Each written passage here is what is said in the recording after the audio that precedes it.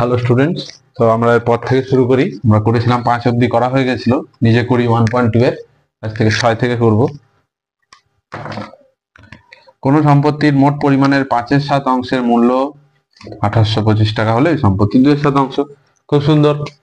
6টা কি আছে লিখে দিই, নিজে করি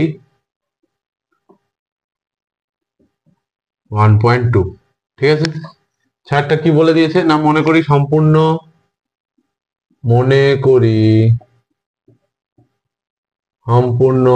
সম্পত্তি সমান 1 অংশ। সম্পূর্ণকে গোটা অর্থাৎ 1 ধরে নেবো, ব্যাস তাহলেই হয়ে যাবে। কি বলেছে না 5/7 অংশের মূল্য দেওয়া আছে, অতএব 5/7 অংশ। এবার কি করব না, সম্পত্তির পরিমাণ আর এখানে লিখবো মূল্য। কিসে মূল্য দেখানো হচ্ছে না, টাকা লিখে দেবো। কি বলেছে না 5/7 অংশ হচ্ছে 2825, তাই তো 2825 টাকা। তাহলে 2/7 অংশের মূল্য কত লিখবো। কি লিখবো, সম্পত্তির পরিমাণ বাড়লে তার মূল্য বৃদ্ধি পাবে। কোনো জিনিসের সম্পত্তি যতটা বেশি টুকরো দেবে ততটা বেশি হবে। একটা বিস্কুটের যদি তোমাকে হাফে হাফ দিই তার মানে অনেকটা হলো, আবার যদি সেই বিস্কুটটারই আমি 4টে টুকরো করে একটা টুকরো দিই তাহলে সেটা কম হবে। তাহলে যত ভগ্নাংশ বৃদ্ধি হচ্ছে তত কি হচ্ছে, আমার পরিমাণও বাড়ছে। তেমন সম্পত্তির পরিমাণ বাড়লে কি হবে, মূল্য বাড়বে। তাহলে সম্পত্তির পরিমাণ কমলে মূল্য কমবে। অতএব সম্পর্কটি সরল সম্পর্ক বা সম্পর্কটি সমানুপাতিক লিখবো। তাহলে কি লিখবো না, এটা কি আমরা সমানুপাতি এখনো পড়িনি, তাহলে সরল সম্পর্কই লিখবো। তাহলে এটা কি ধরনের হলো, সরল সম্পর্ক। ব্যাস, তারপরে লিখবো কি 5/7 সম্পত্তির 5/7 অংশের মূল্য 2825 টাকা। সম্পত্তির 1 অংশের মূল্য সব সময় একে আসবো, যেহেতু সরল সম্পর্ক একে এলেই ভাগ হবে 5/7 টাকা। এরপরে কি সম্পত্তির 2/7 অংশের মূল্য সমান 2825। 5/7টা নিচে আছে, কি হয় ভগ্নাংশ উল্টে যায়, তাহলে উল্টে দেবো। নিচে 5 পড়ে থাকলো, উপরে 7 উঠে গেল, হরটা উপরে উঠে গেল, তার সাথে কি 2/7 এর সাথে আবার গুণ। এরা সব এক জায়গাতে আছে, হরের সাথে হর কাটবে না, হরের সাথে লবের কাটবে। তাহলে উপরের ল 7, নিচে 7 কেটে গেল। এখানে 5 দেখতে পাচ্ছি, তার মানে 5 দিয়ে কাটা উচিত। 5 থেকে 5, 5 5 25, 5 6 30, 5 5 25। তাহলে কি পড়ে আছে না 565 ইন্টু 2, গুণ করে ফেলবো। কত হবে 500 হাজার, 6 দ্বিগুণে 12, তাহলে 1130।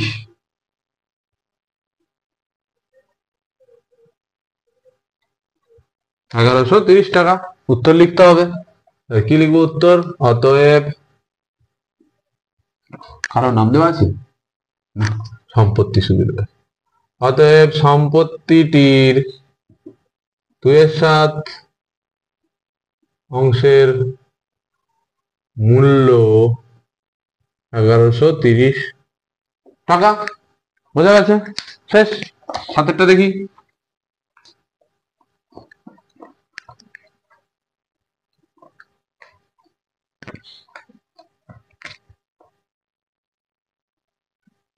সাতেরটা কি আছে, একটি শিবিরে 48 জন সৈন্যের 7 সপ্তাহের খাবার মজুদ আছে। যদি ওই দলে আরো 8 জন সৈন্য যোগ দেয় তবে ওই পরিমাণ খাবার কত সপ্তাহ চলবে। ভালো কথা। তাহলে সৈন্য সংখ্যা আর কি আছে, দিন সংখ্যা। এখানে কি করতে হবে, 7 সপ্তাহ লেখা আছে, তা আমরা কি করব, ওটাকে লিখে দেবো উপরে 1 সপ্তাহ। এটা এখানে লেখার জায়গা হচ্ছে না, আমি নিচে লিখছি, কিন্তু এটা প্রথমে লেখা উচিত ছিল, মুছে দিই। 1 সপ্তাহ সমান 7 দিন। অতএব 7 সপ্তাহ, 7 সপ্তাহ সমান 7 ইন্টু 7 দিন সমান 49 দিন। হ্যাঁ, যে যে নম্বর গুলো দেখছি 742, 848 কেটে যাচ্ছে, না করলেও হতো, তবে করে দিলাম। সৈন্য সংখ্যা সপ্তাহে উত্তর হয়ে যাবে আর কি। আর এখানে কি লিখবো, দিন সংখ্যা। ব্র্যাকেটে লিখে দিতে পারি যে দিনেই আমরা হিসাব করছি, তাই দিন হয়েছে। তো কি বলেছে, 48 জনের খাবার আছে 7 সপ্তাহ মানে 49 দিনের। এরপরে কি বলেছে, যদি ওই দলে আরো 8 জন যোগ দেয়, তাহলে যোগ হয়েছে, তার মানে 48 + 8 সমান দিয়ে লিখবো 8 দুগুণে 16, 56 জনের কতদিন চলবে, এইটুকু বের করতে বলেছে। এবার কি জানি, যদি বেশি লোক ডাকি খাবার কম, যদি খাবারটা লিমিট থাকে, একটাই বিস্কুট প্যাকেট আছে, একটা বন্ধু দুজন মিলে খাচ্ছ, বিস্কুট প্যাকেটে মনে করো 10টা বিস্কুট আছে, দুজন বন্ধু খাচ্ছ, তুমি আর একজন বন্ধু, তাহলে প্রত্যেকে 5টা 5টা করে পাবো। কিন্তু আমার আরো দুটো বন্ধু চলে এলো, তাহলে প্রত্যেককে ভাগ দিতে গিয়ে দেখছি সবাইকে দুটো করে আর একটা হাফ করে দিতে পারছি, তাহলে লোক বেড়ে যেতে সংখ্যা খাবারটা কি হচ্ছে, পরিমাণে কমে যাচ্ছে, তো খাবারটা কম পাচ্ছি, তাহলে লোক বাড়লে খাবার কমে যাবে। তার মানে সৈন্য সংখ্যা যদি বাড়ে দিন বেশি কি হবে, কমে যাবে, কম দিনে ওই খাবারটা চলবে, খাবারটা তো ফিক্সড, খাবারটা তো আর বাড়ছে না, খাবারটা ফিক্সড। তাহলে কি হচ্ছে, সংখ্যা বাড়লে খাবার কমে যাচ্ছে, আর খাবার বাড়লে সংখ্যা সৈন্য সৈন্য সংখ্যা কি করতে হবে, যদি দিন বেশি দিন চালাতে কমাতে হবে। তাহলে যে সম্পর্ক কি হচ্ছে, উল্টো। তাহলে লিখবো কি, সৈন্য সংখ্যা বৃদ্ধি পেলে দিন সংখ্যা, খাবার চলবার দিন সংখ্যা হ্রাস পাবে, সৈন্য সংখ্যা হ্রাস পেলে খাবার চলবার দিন সংখ্যা বৃদ্ধি পাবে। অতএব সম্পর্কটি বিপরীত সম্পর্ক, বিপরীত সম্পর্ক। তাহলে কি করব, তাহলে 48 জন সৈন্যের খাবার চলে 49 দিন, একজন সৈন্যের খাবার চলে 49 বাই, সরি, ব্যস্ত সম্পর্ক মানে কি, গুণ হবে দিন, ব্যস্ত সম্পর্ক মানে কি, এদিকে কমলে এইদিকে বাড়ে, এটাই ব্যস্ত সম্পর্ক। এই যে কমে যাচ্ছে এদিকে বেড়ে যাচ্ছে। তারপরে কি হবে না, কতজন বলেছে, 56 জন সৈন্যের খাবার চলবে 48/56 দিন। 56 জন সৈন্যের খাবার চলে, তাহলে 56 কি হয়ে যাবে, এখানে বাড়লে কি হয়ে যাবে, ওদিকে কমবে, তাহলে ভাগ করে দেবো, ব্যাস কি আছে 8 দিয়ে হবে, 8 7 56, 8 6 48, 7 দিয়ে 49 কে কাটলে 7 7 49, তাহলে কত থাকবে, 7 × 6 দিন হয়েছে। তাহলে কত উত্তর হয়ে গেল, 7 6 42 দিন। তাহলে কি লিখবো,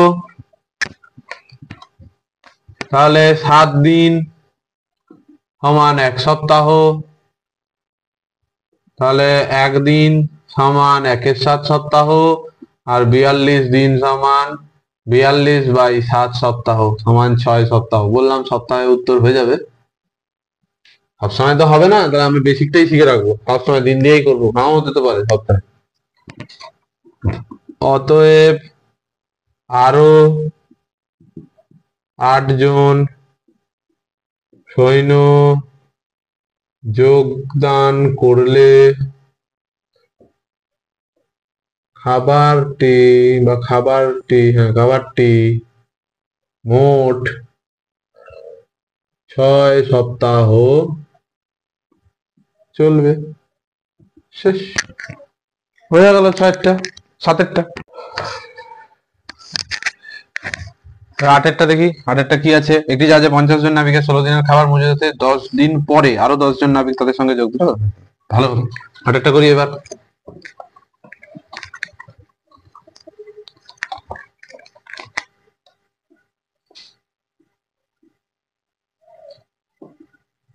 নাবিক সংখ্যা, দিন সংখ্যা, ব্যাস আর কিছু নেই। কি বলেছে, একটি জাহাজে 50 জন নাবিকের 16 দিন খাবার মজুদ আছে, 10 দিন পরে 10 জন নাবিক এলো আরো, ঠিক আছে। তাহলে আগে বোঝো, বলেছে 50 জন নাবিকের 16 দিনের খাবার আছে, ভালো কথা। এবার বলেছে 10 দিন পরে, আচ্ছা 10 দিন ধরে কি নাবিকগুলো খাবার খায়নি, খাবার তো খেয়েছে নিশ্চয়ই, তাহলে 10 দিনের খাবার তো শেষ, আর বাকি তাহলে আর কদিনের খাবার আছে না, 50 জনের আর 16 থেকে 10 বাদ দিলে 6 দিন, তাহলে 50 জনের মাত্র 6 দিনের খাবার আর পড়ে আছে। বোঝাতে পারলাম না, 50 জন নাবিক তো ছিল, তারা 10 দিন ধরে খাবার খেয়েছে, মোট খাবার ছিল 16 দিনের, 50 জন নাবিক 10 দিন খাবার খেয়ে নিয়েছে, তাহলে এখন কত পড়ে আছে, আর 6 দিনের খাবার পড়ে আছে, কজনের জন্য, 50 জনের 6 দিনের খাবার পড়ে আছে। বলেছে 10 দিন পর আরো 10 জন চলে এসছে, তার মানে এখানে আরো 10 বেড়ে গেছে, তাহলে বেড়ে যাওয়ার জন্য এখন 60 জন হয়ে গেছে। তাহলে এই 6 দিনের খাবারটা এখন আর কদিন চলবে? নিশ্চয়ই 60 জনের তো আর 6 দিন চলবে না, কমে যাবে। এটাই বের করতে বলেছে। তার মানে আমাকে এইখানে ওই ভ্যালুটা এখানে দেখাতে হবে। এখানে কনসিডার করলে কি হবে না, 50 জন নাবিকের 16 থেকে 10 বিয়োগ দিলে মাত্র 6 দিনের খাবার পড়ে আছে। বোঝাতে পারলাম? কারণ 10 দিন ধরে তো তারা আর কেউ খালি পেটে বসেছিল না, 10 দিন ধরে তো খাবার খেয়ে নিয়েছে। না নেই, 10 দিন পরে আরো 10 জন যোগ হয়েছে, তাহলে 50-এর সাথে আরো 10 জন বেড়ে গেছে। তাহলে এখন 60 জনের এই 6 দিনের খাবারটা কদিন চলবে? সেম আগের মতো, নাবিক সংখ্যা লোক বাড়লে খাবার কম দিন চলবে, লোক কমলে খাবার বেশি দিন চলবে। তাহলে কি সম্পর্ক হয়ে গেল এরা? হ্যাঁ, এরা হয়ে গেল বিপরীত সম্পর্ক। বিপরীত সম্পর্ক, ব্যাস লিখবো 50 জন নাবিকের খাবার মজুদ আছে সমান 6 দিনের। একজন নাবিকের খাবার মজুদ আছে সমান 60 ইন্টু 50 দিনের। কেন? ব্যস্ত সম্পর্ক, কমলে পাশে বেড়ে যাবে, বাড়িয়ে দেবো। তারপর কতজন হয়ে গেছে না 60 জন নাবিকের খাবার মজুদ আছে 6 ইন্টু 50। এবার 1 থেকে এটা বেড়েছে, তাহলে এদিকে কমিয়ে দেবো, না 60 দিয়ে ভাগ করে দেবো এত দিনের। 0 টু 0 কেটে গেল, 6 দিয়ে 6 কেটে গেল, সমান 5 দিনের। অতএব এখানে উত্তর লিখবো, অতএব এখন ওই সৈন্যদের আর 5 দিন খাবার চলবে। শেষ। বোঝানো গেল? একটা 20 জন লোক ঠিক করলো 30 দিনে তারা একটা বাড়ি সারানোর কাজ সম্পন্ন করে, 6 দিন পরে তাদের মধ্যে 8 জন লোক অসুস্থ হলো, হারাতে পারবে। ঠিক আছে, ভালো কথা।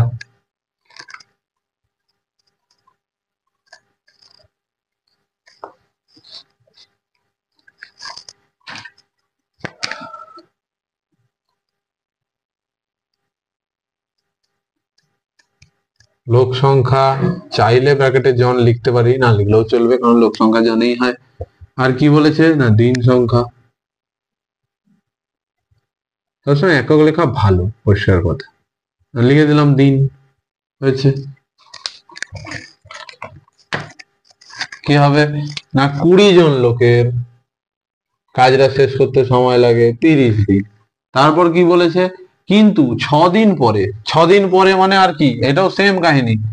6 দিন তো তারা বসেছিল না, 6 দিন কাজ করেছে, তাহলে আর 30 দিনের কাজ বাকি নেই। 30 থেকে 6 বাদ দিলে আর মাত্র 24 দিনের কাজ বাকি আছে। 6 দিন ধরে তারা কাজ করেছে, 6 দিন পরে তাদের 8 জন অসুস্থ হয়ে গেল। তাহলে 8 জন যদি অসুস্থ হওয়া মানে কি, তারা তো আর কাজ করবে না, মানে তারা ঘর চলে গেছে।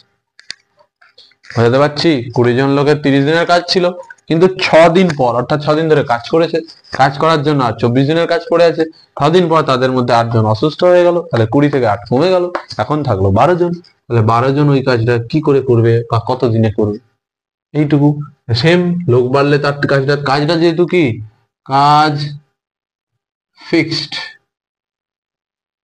তাহলে কাজটা যদি ফিক্সড হয়, তাহলে যেটা 20 জনে করতে যে সময় লাগতো, কম লোক কমে গেলে আরো বেশি দিন লাগবে, ধীরে ধীরে কাজ হবে, লোক বাড়িয়ে দেবো, তাড়াতাড়ি কাজ হবে। তাহলে কি সম্পর্ক? বিপরীত সম্পর্ক।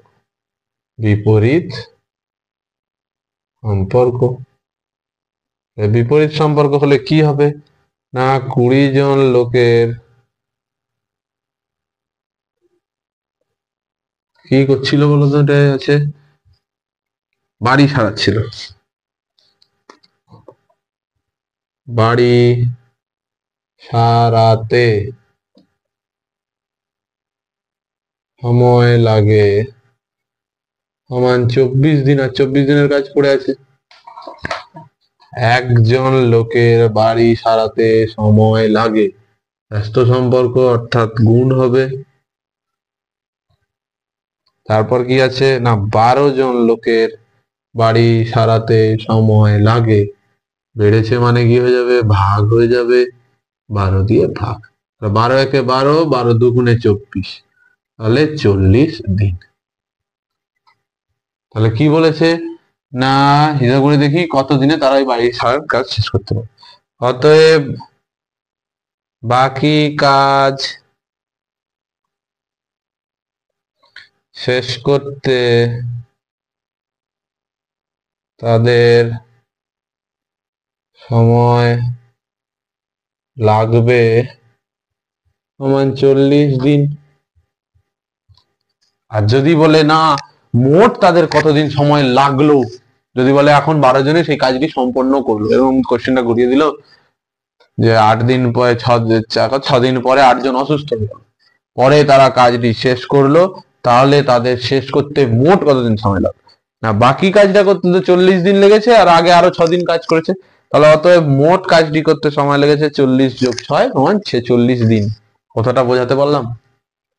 6 দিন আগে কাজ করেছে, বাকি কাজটা করতে যে কটা লোক পড়েছে তাদের 40 দিন লাগছে, তাহলে টোটাল কাজটা শেষ করতে সময় লাগছে এই 40 আর আগের 6, টোটাল 46 দিন। বোঝা গেল? যদি এইভাবে থাকে ঠিক থাকতেই পারে, এই সেম কোশ্চেনকে একটু ঘুরিয়ে দিলেই হয়ে যাবে। 10 25 জন কৃষক 12 দিনে 15 বিঘা জমি চাষ করেন, তাহলে 30 জন কৃষক 16 দিনে কত বিঘা চাষ করবে? 3টে ভ্যারিয়েবল দিয়ে অঙ্ক দিয়েছে।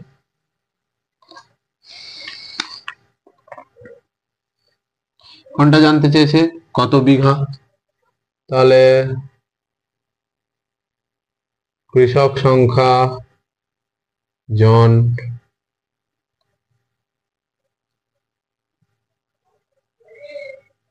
দিন সংখ্যা দিন, বা সময় লিখে দিলে ভালো হতো। আর কি বলেছে? জমির পরিমাণ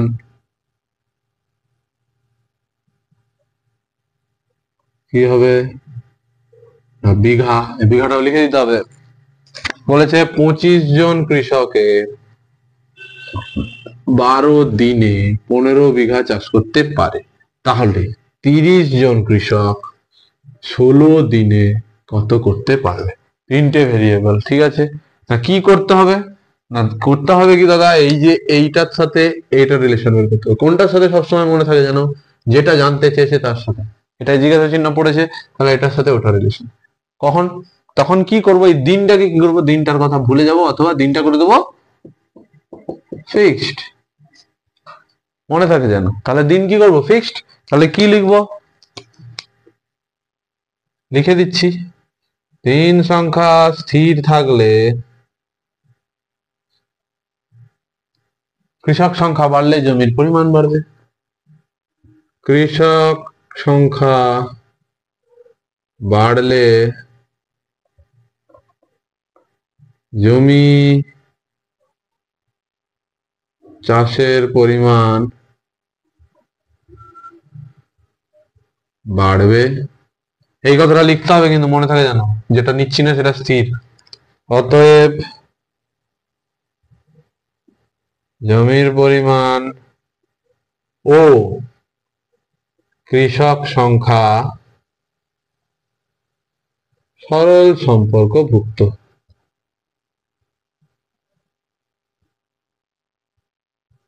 হয়েছে। এরপরে কি না, এটা তো একটা হলো, তো দিন সংখ্যা কি হবে না, দিন সংখ্যার সাথে আবার যখন করব তখন কি করে ফেলবো না, এটা ফিক্সড, কৃষক সংখ্যা ফিক্সড, আবার এর সাথে প্রতিবারে মনে থাকে যেন যেইটা আমার দেওয়া নেই আমি তার সাথেই সবসময় রিলেশন করব। জমির পরিমাণের সাথে এর রিলেশন, জমির পরিমাণের সাথে এর রিলেশন। এখানে যদি এটা বলে দিয়ে এটা বলা থাকতো না, তাহলে এর সাথে রিলেশন বের করতাম।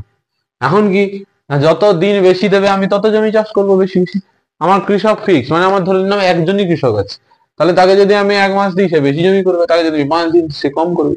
তাহলে দিন সংখ্যা কমলে জমির পরিমাণ কমে, দিন সংখ্যা বাড়লে জমির পরিমাণ বাড়ে। ব্যাস এটুকুই লিখবো। কি লিখবো না, কৃষক সংখ্যা স্থির থাকলে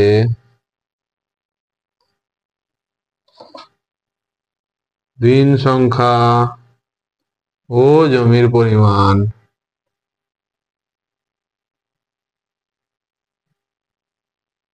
সরল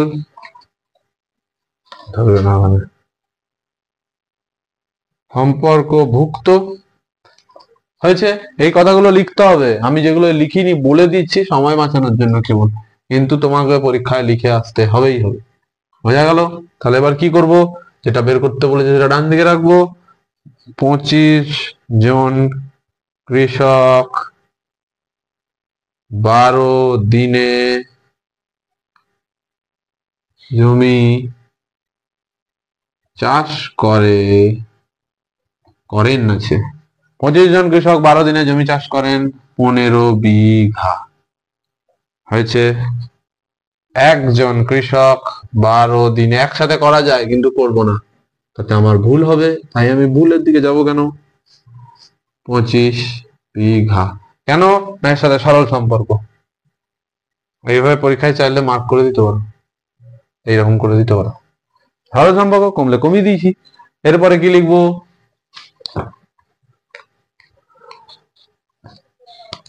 না, একজন কৃষকের এক দিনে জমি চাষ করেন সমান 15/25, আবার কমেছে তাই 12 ভাগ হলো বিঘা। বোঝা যাচ্ছে? তারপর আছে 30/16, তারপর একসাথে বাড়ি দিতে পারি। 30 জনের 16 বিঘা চাষ করতে সময় লাগে। দুটো কি সম্পর্ক? সরল সম্পর্ক। তাহলে দুটো বেড়েছে, দুটোই গুণ। তাহলে 15 গুণিতক 30 গুণিতক 16, নিচে 25 গুণিতক 12 বিঘা। কাটবো এবার। কোথায় কাটবো? 5 3 15, 5 5 25, 5 6 30, 6 2 12, 2 8 16 সমান 8 বিঘা। সরি 8 বিঘা কেন, 8 গুণিতক 3 সমান 24 বিঘা। এই দেখো 3 আছে একটা, 24 বিঘা। তাহলে উত্তর লিখবো,